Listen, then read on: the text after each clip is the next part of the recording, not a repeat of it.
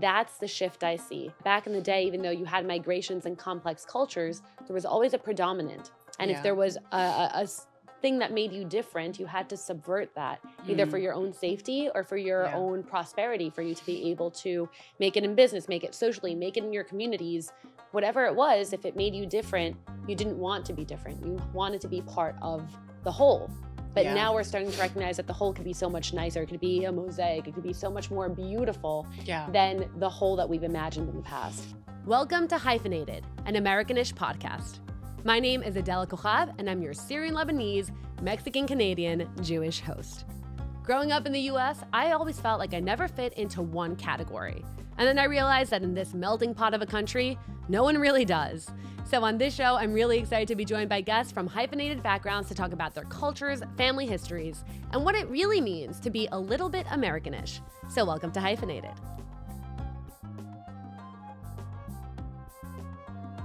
Welcome to Hyphenated, an Americanish podcast. I am your Syrian Lebanese, Mexican, Jewish host, Adela Kochav. And today I am joined by someone who's equally complicated.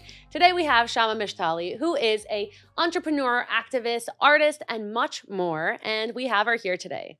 So when I explain where I'm from and people ask me, hey, Adela, where are you from?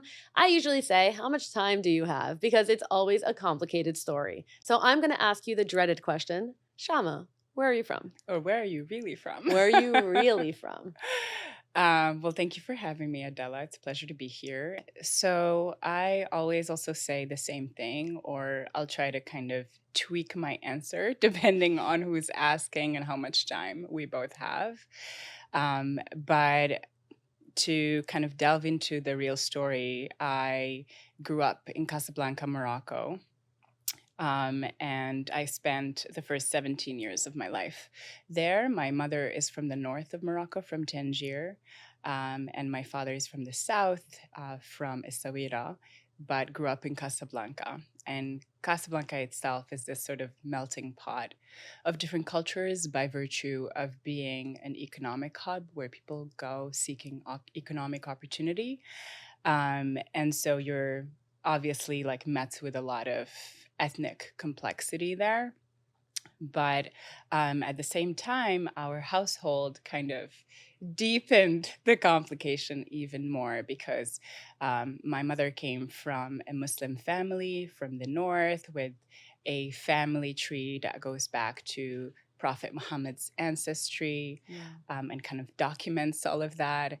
And my father's family, especially my grandfather, came from a Jewish family and had kind of gone through the typical Jewish migration path for Mizrahi families in Morocco, in which, you know, he went from a village in the Atlas Mountains to eventually move to Casablanca to kind of start a life for himself. And when he got there, the French actually sort of changed his last name, adding a T to his last name.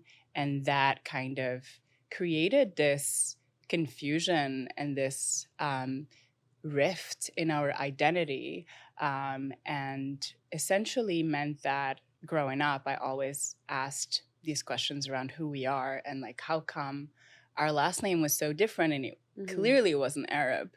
And at the same time, we were supposed to all identify as Arab and Muslim within the changing sociopolitical dynamics of a post colonization modern state, modern Moroccan state that was heavily influenced by Pan-Arabism and a steady growth in Islamization, especially through like new media and like TV channels that were financed by the Gulf to really push this sense of singular Islamic kind of identity. And so I grew up asking a lot of questions about who I am and where I'm from and where is our family coming from and where are our roots. And so, you know, usually when people ask me, I'll say I'm Amazigh, I'm Moroccan. The Amazigh people are the indigenous people of North Africa, and they span different across time, they've spanned different religions and different levels of spirituality and different communities. And so I feel like it gives a little bit more space for complexity. So I start with saying I'm Amazigh, I'm a woman, I'm Moroccan, but I'm also like Americanish, right? I'm also very deeply influenced by the United States and the culture of America. And I was born on July 4th, so it's not like Oh, I had a choice in that. you're basically an American poster child here. Birth Exactly. of America and the birth of Chama. Exactly. And like extremely rooted by, I would say, the values of America and the values of freedom and liberation and emancipation for all. And so, yeah, I think that when people ask me that question, there are so many layers that can get peeled off. But again, it just depends on how much time they have. Depends on the time. I agree. And, you know, one of the things I love so much about your story, for everyone who doesn't know Shama here, you are both Muslim and Jewish. Your mom is Muslim. Again, you said spanning generations Yeah. to Muhammad. And then your dad hid his Judaism from even your mom until you started asking around. So how Yeah. did that come to be? How did you discover your Jewish roots? Yeah. So many stories here. So let me just start by reframing a little bit and just kind of giving you a little bit of a story. So if you look into the story of Rambam, Maimonides, who was born in Cordoba and kind of grew up in between Andalusia, Muslim Spain, and Morocco, and then like moved eventually to Cairo. He, by virtue of being in Muslim spaces all of his life, he actually had to conceal his Jewish identity a lot. And so, one thing that I kind of like to think about and contemplate is how this man, who is a giant of Jewish philosophy, in fact, probably and arguably the most important Jewish philosopher ever, how he also had to conceal his identity to exist and to thrive. And he also had to code switch when he navigated these different communities within the Mediterranean. And it's quite amazing to think about how a man like that could and have had to conceal parts of his identity to exist and to survive. But it's also interesting because then that also informs your experience. So, in many ways, I think that my father didn't really do it by choice. There were so many historical and political reasons for which he had started to almost feel shame about who he is, about the complexity that he carried. And also, I think we are fundamentally rooted by a need for belonging. And so, if in public spaces you don't see that your culture and your identity is represented and is given any space or is even tolerated, then you slowly start to shrink those parts of who you are. And I think that's true about my father, but also about the larger sort of national identity, because there was, you know, when I was growing up in particular, I think there was more pressure to shed all of that pluralism and all of that complexity that totally shaped who we are as Moroccans, as Mediterraneans, and more pressure to just kind of say these straightforward answers that don't get you into trouble. And so with my father, I think that from a young age, I started doing this identity work with him as a way to understand him and to also create some sense of healing for him. Today, like my dad is very openly Jewish, is very publicly Jewish. I want to focus on belonging because, you know, we're talking about hyphenated identities, right? And here in the US, you can add so many more considering you are also Moroccan. But even in Morocco, you had a hyphenated identity that was different from the identities of, let's say, kids you grew up with or people around you. So when it comes to belonging, especially, growing up in the public Moroccan school system, when you started exploring these questions of identity, how did that change the dynamic between you and your peers, or even you Yeah. and your mom? Yeah.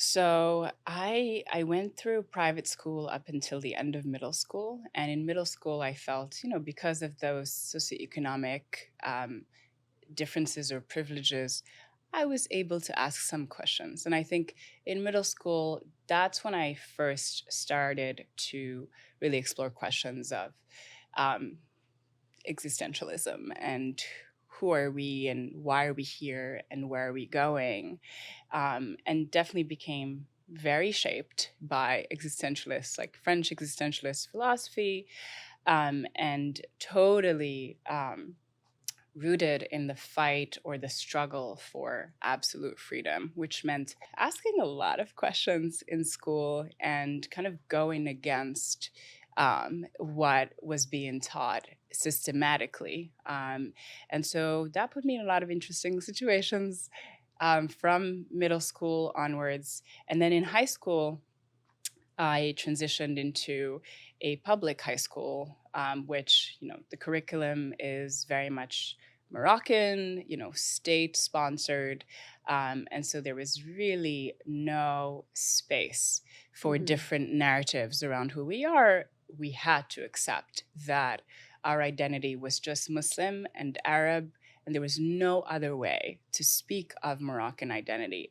And that made me feel completely invisible, and also angry. And so I started protesting in school. I started really forcing those conversations to be had in Islamic education classes, which, I had to take. It was mandatory for 12 years of our education.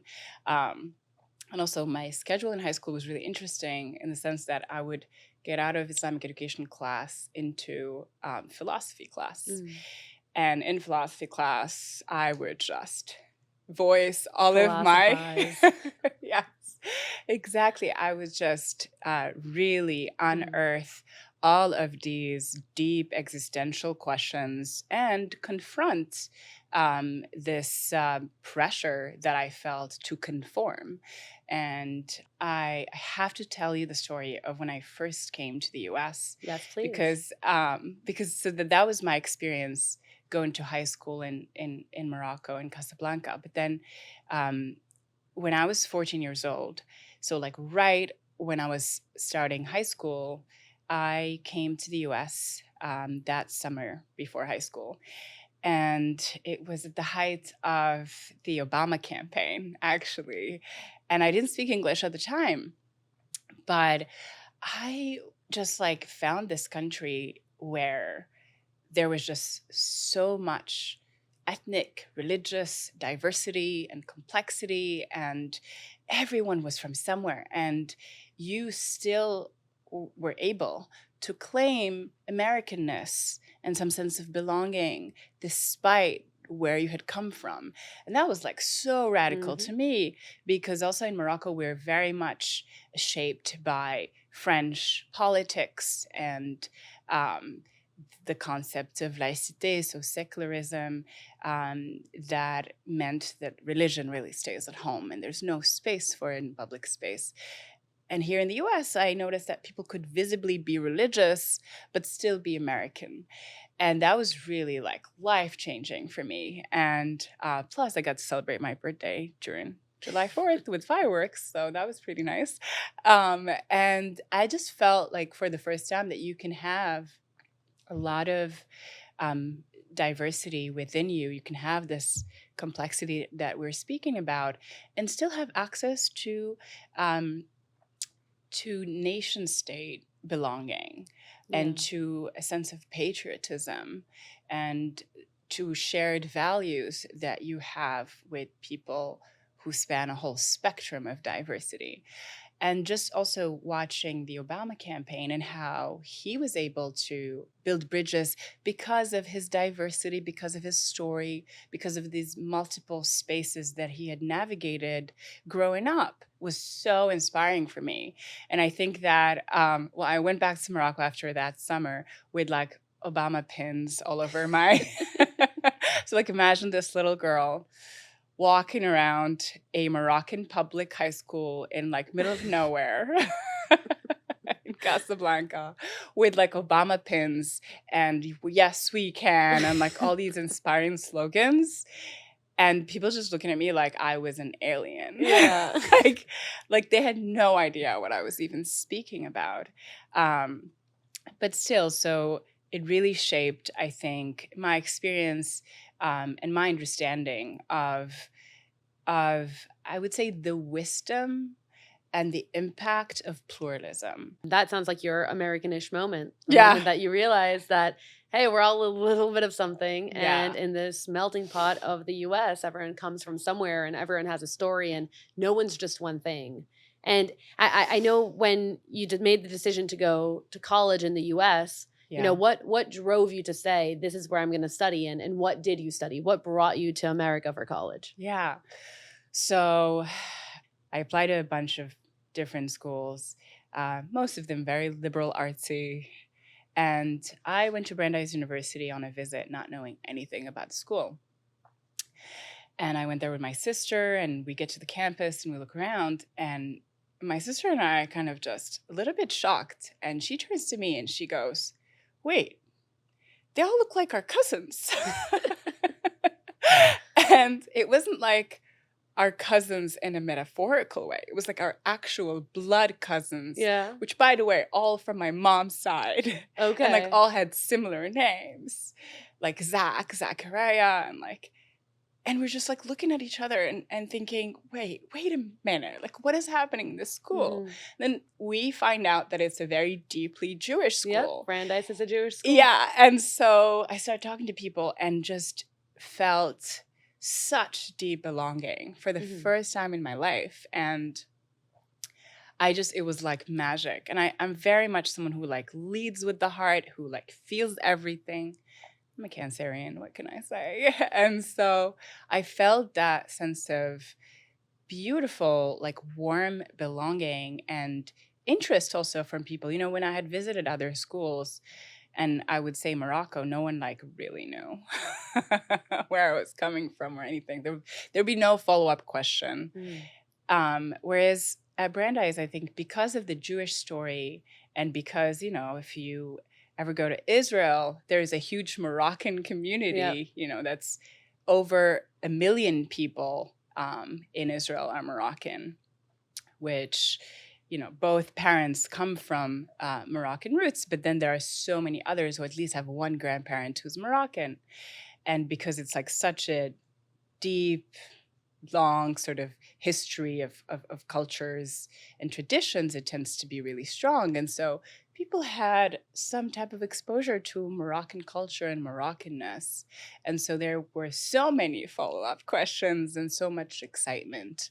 And so I felt like the Moorish part of me and the Jewish part of me and that complicated sort of minority story that I carried had some space to exist there that I didn't find in other places. Of course, once I actually went to Brandeis in my first week or so, I encountered deep Ashkenormativity. Yep. And a lot of confusion around who I am or my grandfather's story or like the Amazigh Jewish community. And so essentially, you know, after having dedicated a lot of my time in Morocco to kind of spread consciousness around Mizrahi and Sephardic Jewish history, once I came to Brandeis, I felt the need to do the same, perhaps from a different space. I'm a Syrian, Lebanese, Mexican Jew. It always feels like no matter what circle I'm in, I have to explain some part of myself to the people around me. So like you said, in Morocco, you were educating people about Sephardic and Mizrahi Jews. And then you show up to Brandeis where it's not that they haven't met a Jew before, but they hadn't met the Sephardic and Mizrahi Jew. So in Morocco, it might have been the Jewish part that was different because they understand Middle Eastern culture. But then suddenly you show up to a heavily Ashkenazi Jewish university and you have to explain the other side of it. So it's always that struggle when it comes to hyphenated identities of what am I putting forward? What's my salient identity at the moment? And what is it? What hole is it that I have to fill with my explanations to explain really who I am. And I think that that's one thing that, if I can pivot a little bit, you do with Yeah. your art.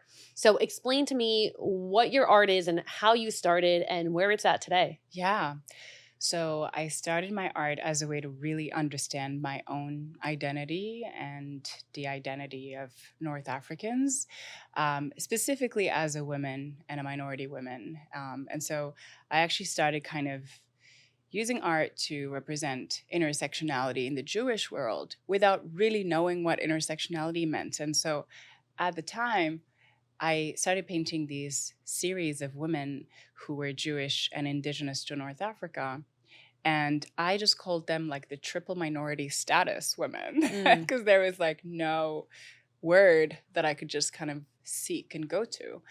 And it really told the stories of incredible women who, unfortunately, because they were from a minority, were not represented, were not talked about, and yet had like contributed so much to our cultures, to our civilization, and to our communities, and to things that we continue to do today. You know, the food that we create, the songs that we sing, the customs that we celebrate today, and the wisdoms that we carry with us today would not be possible without these women's contributions. And so I started as a way to really kind of make sense of all of it. And one of my first paintings, which I brought you a print of today, which I'll sign later, is a representation of an Amazigh Jewish queen who lived in the 7th century and really like fought politically and militarily, fought the invasion of the Umayyad Empire, who came to spread Islam, but also to seize more land, and was met with the indigenous local population who just wasn't going to give away their land. And so she essentially was pushed into battle after both her father and her partner were killed. And so she militarized entire tribes in the North Africa, Maghreb, like Algeria, Morocco region, and fought for 20 years in battle. And as a woman growing up in like a predominantly Muslim sort of country and society, I didn't really have role models to look up to. Role models who were women and who were deeply political and who were protectors and who also were Jewish and really fought for what felt like moral ideals. And so I couldn't have just looked at Hillary Clinton and felt represented by her story. So when I found Kahina, Queen Kahina's story, and that's an interesting Kahina Kohen. Yeah, exactly. She was a deeply spiritual woman who also had the incredible foresight and could have these visions and see what was going to happen way before it would happen. And so when I found her story, I was just so moved. And I just told myself, other girls have to have access to this. Like they must know that this woman existed in the 7th century. And that could be the way through which we show them that there's got to be other ways. Like we don't belong in the kitchen. We belong in the battlefield as well. These stories, they have to be shared more. They have to be told. We need to make like children's books around these women. Like, let's get on that. And I know that's something that you've been working on. Yeah, absolutely. It's something that's kind of in the backlog, in the works, that I'm hoping that Moors and Saints can really champion. And we'll get into Moors and Saints and all of that. So that's actually what I wanted to get into now. So Moors and Saints is your phenomenal jewelry line. And for everyone listening right now, definitely check it out. You can find it on Instagram. You can check out their website. Yeah. It uses Moorish architecture as the inspiration behind all of the jewelry pieces. So how did Moors and Saints come to be? What made you want to start it? Yeah, so it was really when Trump was elected, in particular because of all of the anti-immigrant rhetoric and anti-refugee rhetoric, which I felt just kind of goes against all of my values. And I had worked in Malta before at the height of the refugee crisis with refugees from, East Africa, from Syria. And I met young kids who were 12 and 11 years old who spoke over 10 languages. Wow. And who were just incredibly resilient and who were constantly reinventing themselves. And so I just really felt that I was at a historical moment and that I needed to do something about that anti-migration rhetoric and to really show the world that it's not a 21st century thing, that people have been migrating. I mean, Adela, you've shared yourself with our audience that you're Syrian, Lebanese, Mexican, now you're in New York.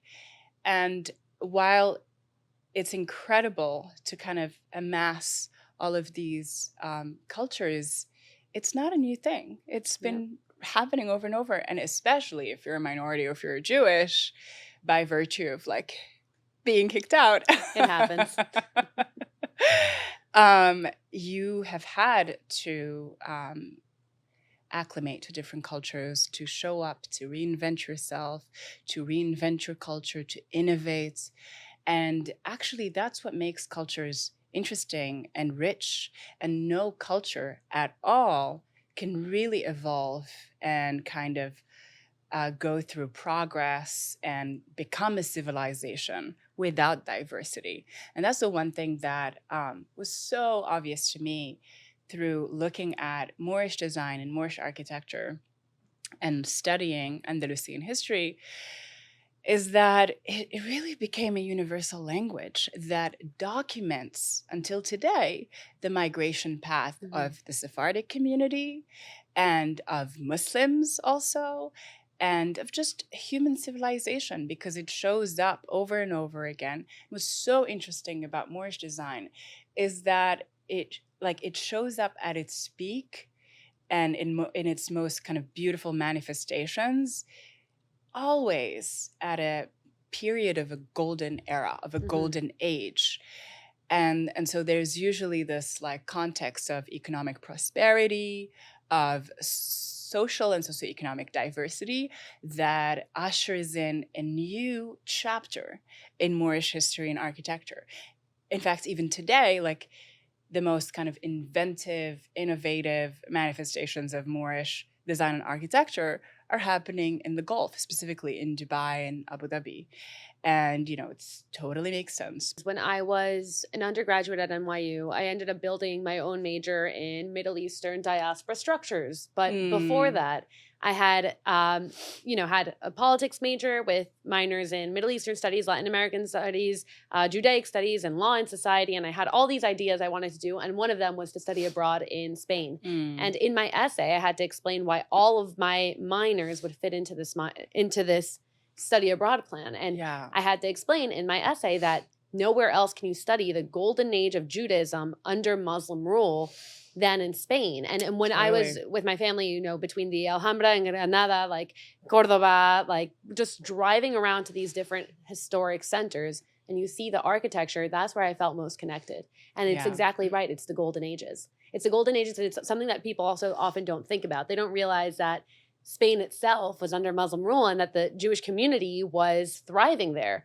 Not only thriving, but some of our greatest thinkers were thriving there, like you were talking about Rambam before. Yeah. So it's funny how to someone, especially someone from the U.S. who's never had exposure to Jewish culture, to Muslim culture, or to generally Middle Eastern culture, they'll never understand quite that. And that's what I get when I look at your pieces. When I look at your jewelry pieces, whether it's your Magen David or anything else, it brings that out, which I think is so beautiful.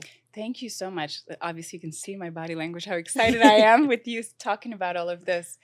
Because I think it's just such a cool, interesting civilization to draw inspiration from.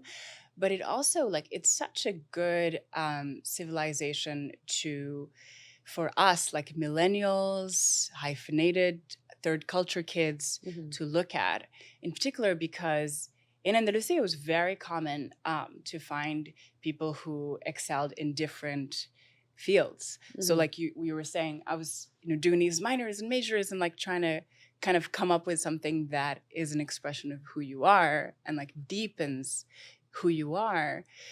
It's not bizarre to find that our ancestors actually did a bunch of different things and excelled in them. And it is precisely the fact that they could excel in like physics and astronomy and medicine and poetry and the arts that made them such like radical, amazing thinkers that have left such a huge imprint on human civilization and tools for us to kind of deepen our consciousness and create newer cultures for the new generations to come in that they can kind of be inspired by.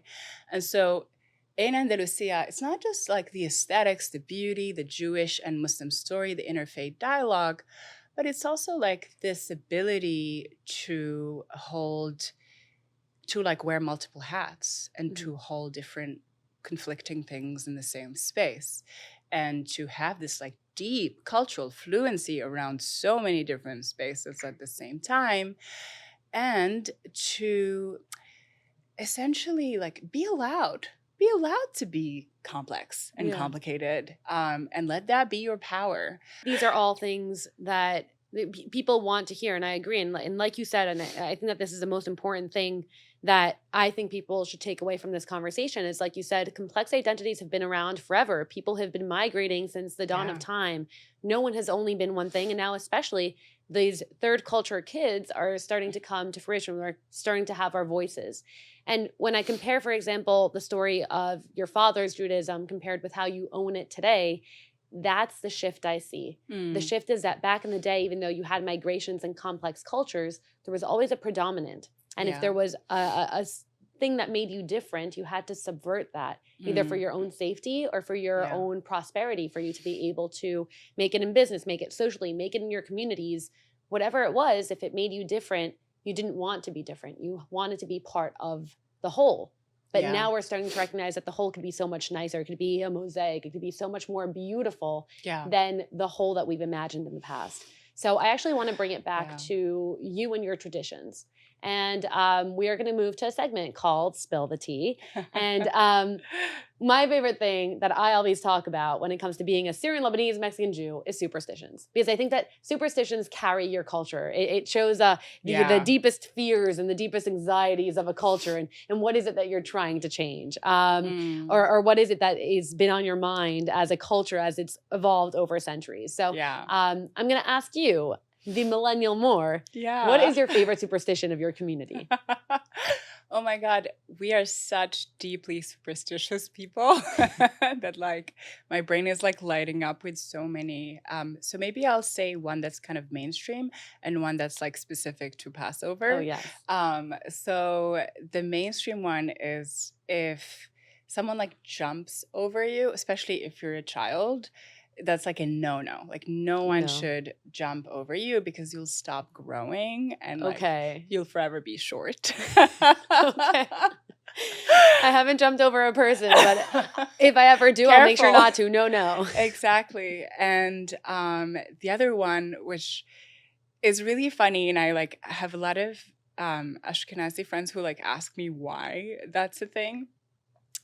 So during Passover and like during the Passover Seder, usually there is, we would take a plate basically and we like put it over someone's head. Okay. Especially like the Seder plate or during Mimuna. So like once Passover is done, we'll take the plate and put it over someone's head, and like a few times.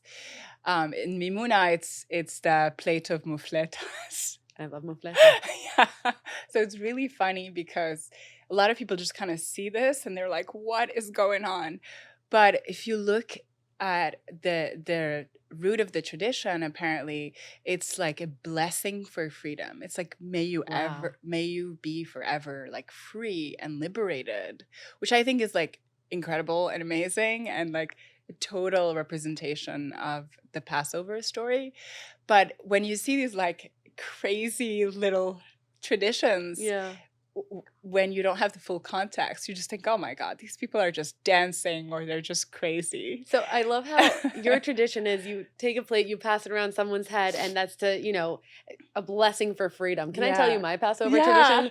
And this is just my family. This is not all Syrian Jews, but for some reason in my family, we do this thing where after we finish the Seder, you know how we have like a lamb shank to represent Korban Pesach? Yeah. So we take the lamb shank, and if you're an unmarried woman, you have to lick the bone under the stairs, and then you'll get married next year. And that is hilarious. Wow. So it seems like your community is longing for freedom, and my community is longing for marriage. So you know what else is really crazy in Morocco is that there's so many Jewish saints, right? And so many like what we call a marabout, like a sacred space in which a Jewish saint is buried. And until today, even with like a very like diminishing small Jewish community, you have like the biggest numbers of people who like go seek blessings from these saints are Muslim. Like you have Muslim women who go to these Jewish saints asking for marriage, asking for, fertility, all of these different blessings. And I think it's just so unique to witness those things until today. And there is a saint called Sidi Moshe or Sidi Musa in the middle of like a village called Eitz Bougamaz, in which there used to be a huge Jewish community in this beautiful valley. And women go on a constant basis asking for all of these blessings. And they don't even know that it's a Jewish saint. Yeah. They just go because that's what their parents and grandparents did. A blessing's a blessing, exactly. No matter where from. Absolutely. It's actually funny. It was Yom HaTzmaut a couple of weeks back, and we had a big party in Washington Square celebrating Israel. And I had Jewish stars all over my face, and I was painted, and I had a flag. And I went to West Side Market down by Washington Square Park to buy some coconut water. I was very dehydrated. And I walk in, and I have all these stars painting on my face, like Magen David, and the cashier barely spoke English, definitely not from a Jewish background, at least not for me. And she just goes, "Is today Jew Day?" And I go, "Yeah, today's Jew Day." And she goes, "Do we get blessings?" I'm like, "Yeah, we do." She goes, "Oh, okay, great." I'm like, "All the blessings." And I was like, "Every day is Jew Day if you really want it." It was Jew Day. It was Jew Day. I'm like, "Today is Jew Day." That's awesome. Yeah, no. So I love the superstitions question. I really think like again, it pulls out different things, and I agree. A blessing's a blessing. Totally. And you told us a little bit about Mimuna, but what would you say is your favorite tradition? Being everything that you are, what is your favorite holiday, or what is your favorite tradition that comes with your I do love Mimuna. I'll tell you why, because... Can you explain what Mimuna is? Yes. To all of our viewers, Mimuna is a Moroccan Jewish tradition in which the Muslim community also takes part. It's a huge part of the tradition, is this sort of interfaith component.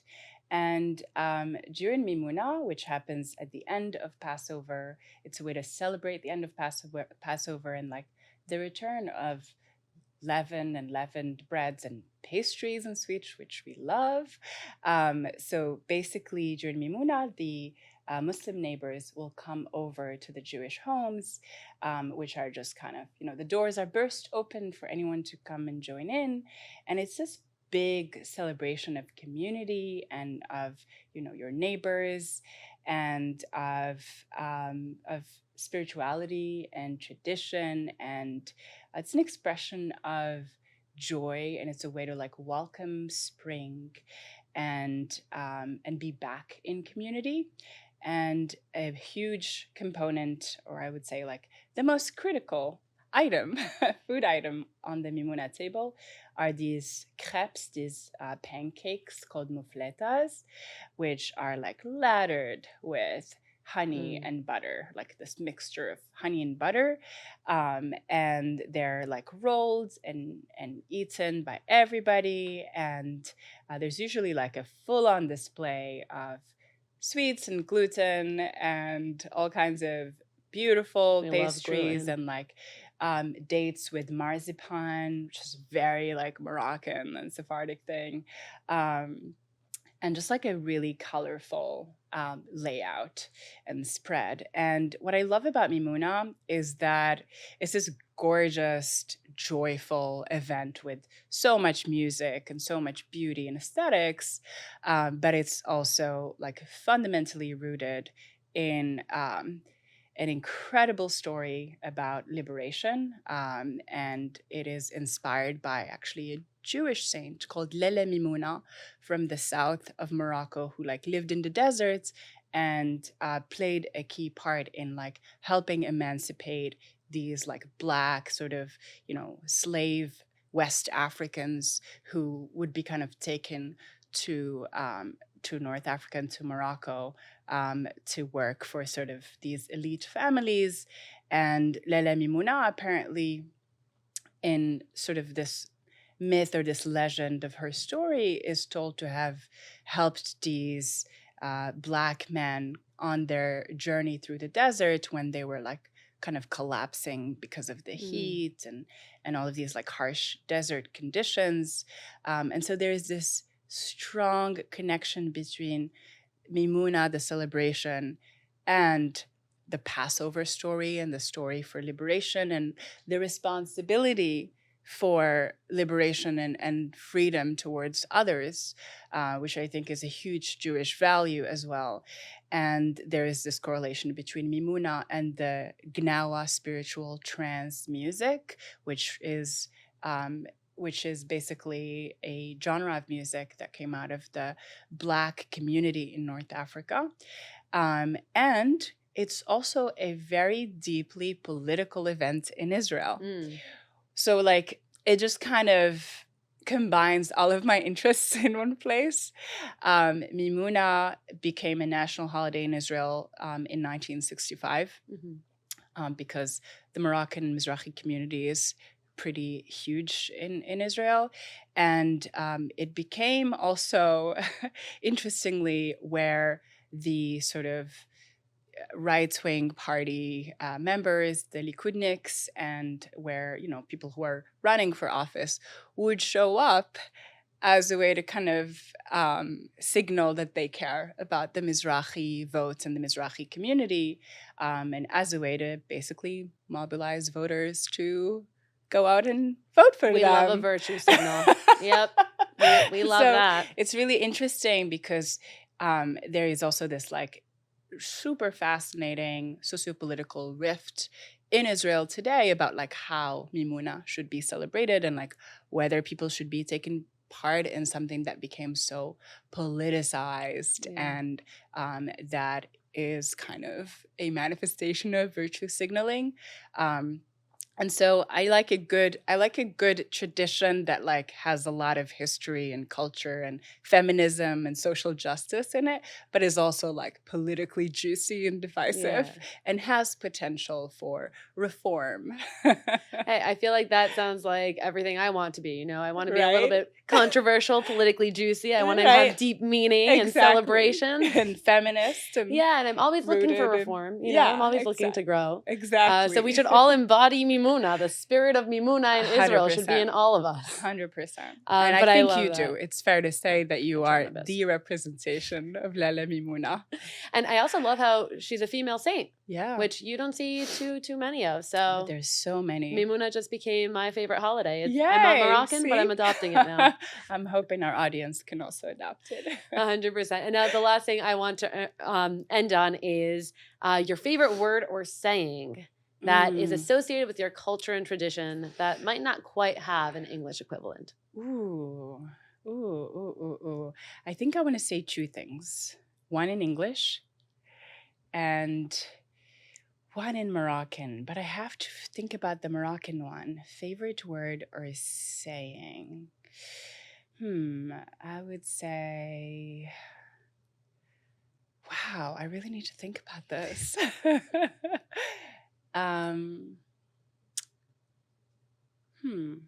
We could start with the English and go from there. With the English, I would say multitude.